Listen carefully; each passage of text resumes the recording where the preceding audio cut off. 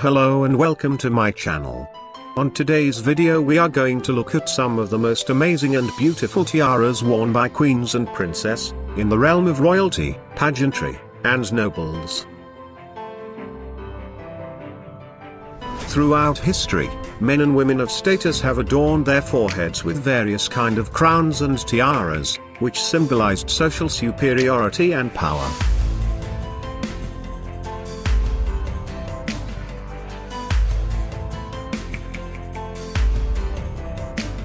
The fashion of wearing precious tiaras has fluctuated with history and gone in tandem with society's appetite for egalitarianism or elitism, but it has not vanished.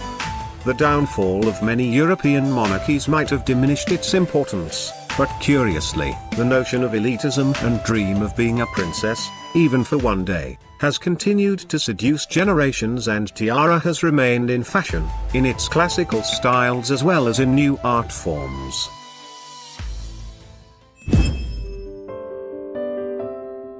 Most royal watchers instantly recognized the glittering diadem as Queen Mary's lover's knot tiara, often shortened to the lover's knot.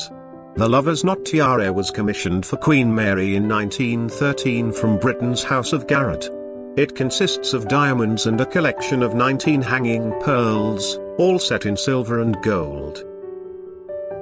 Later it was handed down to Queen Elizabeth. She then eventually gave it to her daughter-in-law, Princess Diana. It was through Diana that lover's knot became one of the most recognizable pieces of jewelry belonging to the British royal family. She famously paired it with a white, pearl-encrusted Catherine Walker ensemble while visiting Hong Kong in 1989. Upon her divorce from Prince Charles, the tiara was returned to Queen Elizabeth as part of the divorce deal. Kate Middleton didn't wear the lover's knot tiara for the first few years of her royal tenure. On her wedding day, Kate Middleton wore the Cartier halo tiara. Then, for other formal occasions, most notably at the state dinner for Chinese President Xi Jinping, she donned the lotus flower tiara.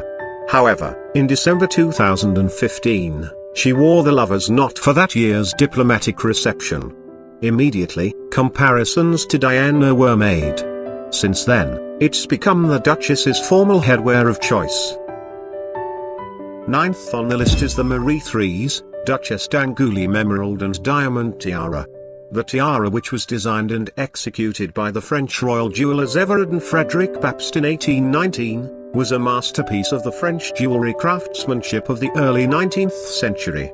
The design of the tiara was a symmetrical design of scrolling foliage, mounted with over 1,000 diamonds set in silver, and 40 emeralds set in gold. The silver and gold lines of the settings are clearly visible in the photograph of the tiara. The tiara survived the French Revolution and was hidden away together with other royal treasure. Eventually the tiara was sold in an auction to an English aristocrat. It was on display at the Albert and Victoria museums for several years until the owner of the celebrated tiara successfully negotiated a deal with the Louvre Museum that brought him the returns he expected. Thus the emerald and diamond tiara of the Duchesse d'Angoulême, Marie Threes Charlotte, the only child of Louis XVI and Marie Antoinette to survive the French Revolution, finally became the property of the Louvre Museum, where it is displayed today. Eighth on the list is the Lynn Aquamarine Tiara. A tiara that comes to us courtesy of the Belgian noble house of Lynn. The Lynn family have held their titles for centuries, but this tiara is a thoroughly modern addition to the extended family's jewel collection. In 2009, Prince Edoardo Lynn della Tremoille married Italian actress Isabella Orsini. This beautiful diamond and aquamarine tiara was made for the occasion. The sparkler, which was created by Hollemans, features a large central aquamarine bookended by smaller aquamarines. And, because this is a Lynn tiara after all, the piece also incorporates diamond scriptures as a major feature of the design. Isabella also wore aquamarine earrings, to coordinate with the diadem. The universal themes of nature, strength, beauty, femininity and unity. The Mwawad Miss Universe Tiara 2019 begun life like this, as inspiration. The designers was asked of crafting the extraordinary tiara embracing the values of the Miss Universe, and translate them to diamond-studded crown, that represent ambition, diversity, community, and beauty.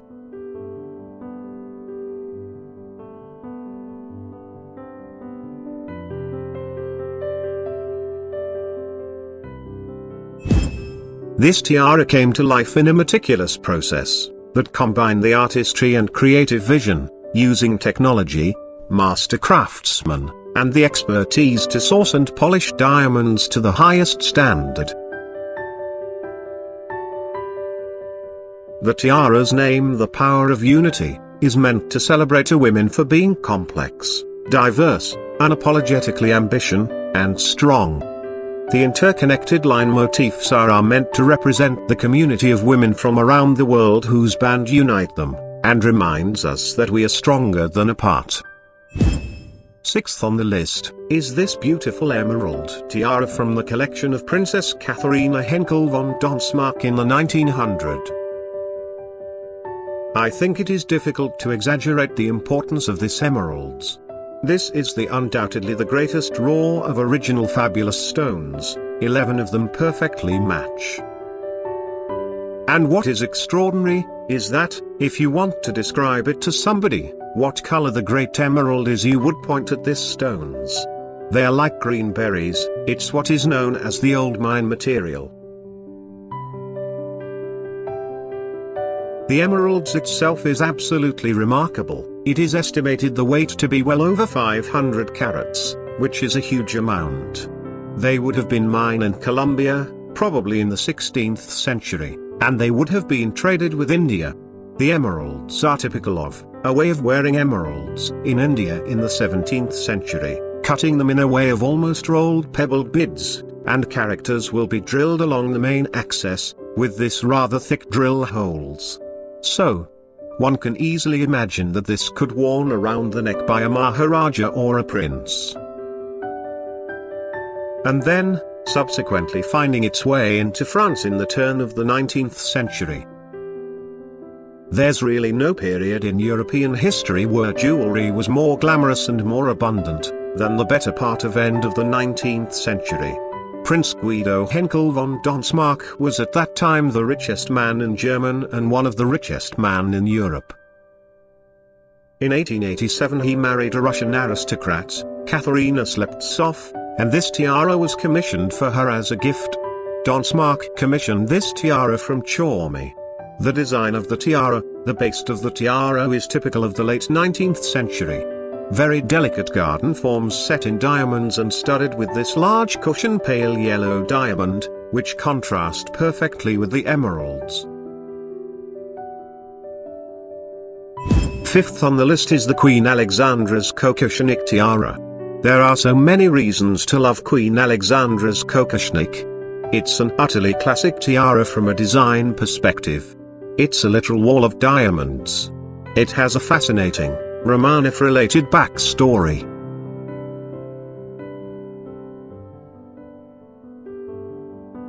The original design of the tiara was worn by Empress Marie Feodorovna of Russia. Then after it was seen by her sister Queen Alexandra, she already knew what she wanted on her wedding day. In 1888 the London News illustrated the Alexandra's anniversary present, a Kokoshnik design tiara made by the royal jeweler, the House of Garrett. Like Marie Feodorovna's tiara, the piece was made of individual pave-set bars, though Alexandra's fringes were more rounded at the tip. Alexandra's Kokoshnik featured 77 of these fringe pieces, and the entire tiara was packed with more than 400 diamonds. One of the tiara's first appearances at a major royal occasion came a few years later, when Alexandra wore the diadem at the 1893 wedding of her second son, the Duke of York, later King George V, and Princess Mary of Teck. In portraits taken on that day, the flexibility of the tiara is apparent, the fringes are not bunched tightly together, and spaces are visible between the bars. Alexandra appears to have used another jewel, possibly a bracelet, to help gather the fringe together. When Queen Alexandra died in 1925, the coquillage was inherited by her daughter-in-law, Queen Mary. A fitting choice, since it was famously worn by Alexandra at Mary's wedding. Queen Mary died in 1953, and along with most of the rest of her property, she bequeathed the tiara to her granddaughter, Queen Elizabeth II. The piece quickly became a central part of Elizabeth's jewelry collection. There are tiaras, and then there are masterpieces. Today's tiara definitely falls into the latter category. One of the most stunning tiaras in the collections of the extended British royal family, the Fife tiara, was given to Princess Louise.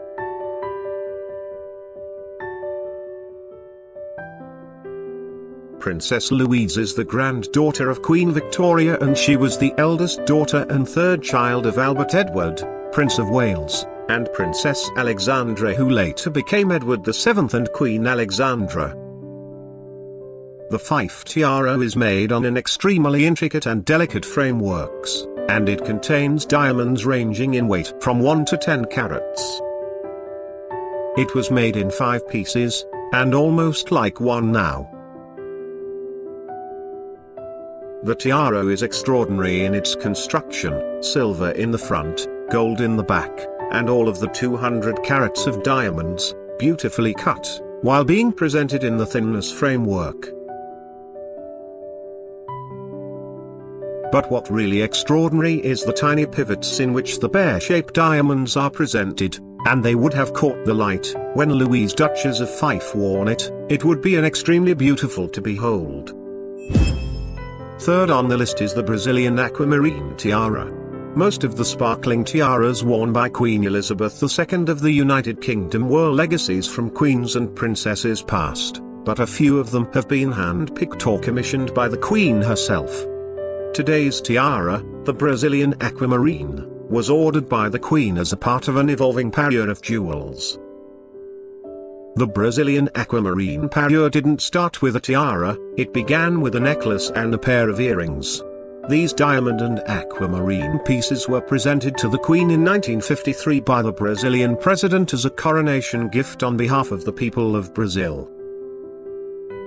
By 1957, the Queen had also commissioned Garrett to make a tiara to match the aquamarine demi parure. The tiara featured an elaborate diamonds and aquamarine band base, with 3 aquamarine and diamond elements placed at intervals.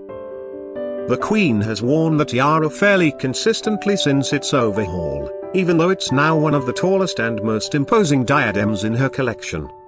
The last time we saw her wear the tiara in public was during the Commonwealth Heads of Government meeting in Australia in October 2011.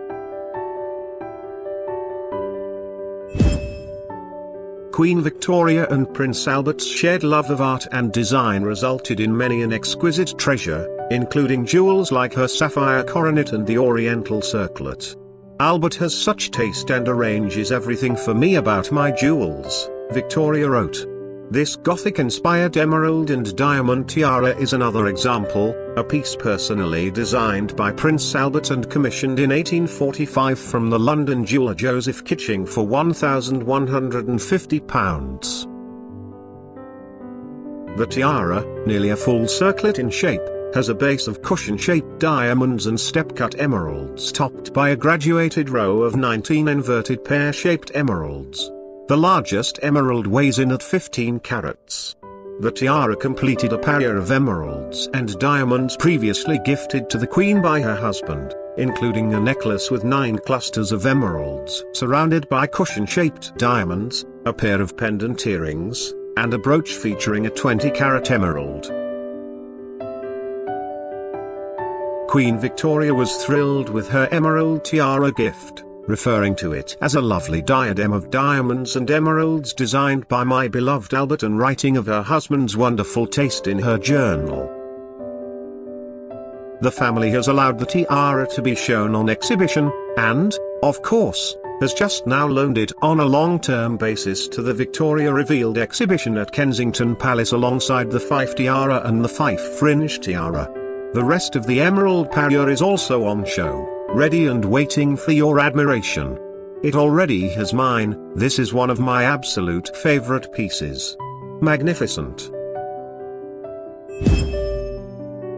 This unique emerald tiara was made by Harry Winston in 1958 in advance of the marriage of the Shah of Iran and Farah Diba. Much like the Nur Orlean tiara, which was made in the same time frame for the same purpose, it includes a mix of diamond colors and incorporates old stones from the Iranian crown collection. The heart-shaped pointed base is made of a row of platinum set baguette white diamonds which sit underneath a double row of pink, yellow, and white diamonds. The brilliants are thought to be from the 19th century and Indian in origin. The largest two are 15 carats apiece. The top is set with 7 large oval and round Cape emeralds which are probably from South America and were likely cut before 1738, when Nadir Shah invaded India. The emeralds range in size from 10 carats each, for the two smallest, to 65 carats, for the large central stone, and are framed in diamonds thought to be from South Africa. The tiara may have been a signature piece for the Empress, but it belonged to the crown jewel collection and as such did not come with her when the imperial family fled the country in 1979. While they are no longer worn, the jewels are safe and sound and available for public viewing at the Treasury of National Jewels in the Central Bank of the Islamic Republic of Iran in Tehran. I hope you had a wonderful time viewing some of the most beautiful tiaras made for the royalties, nobles, and pageantry. It was a pleasure. Have a wonderful day.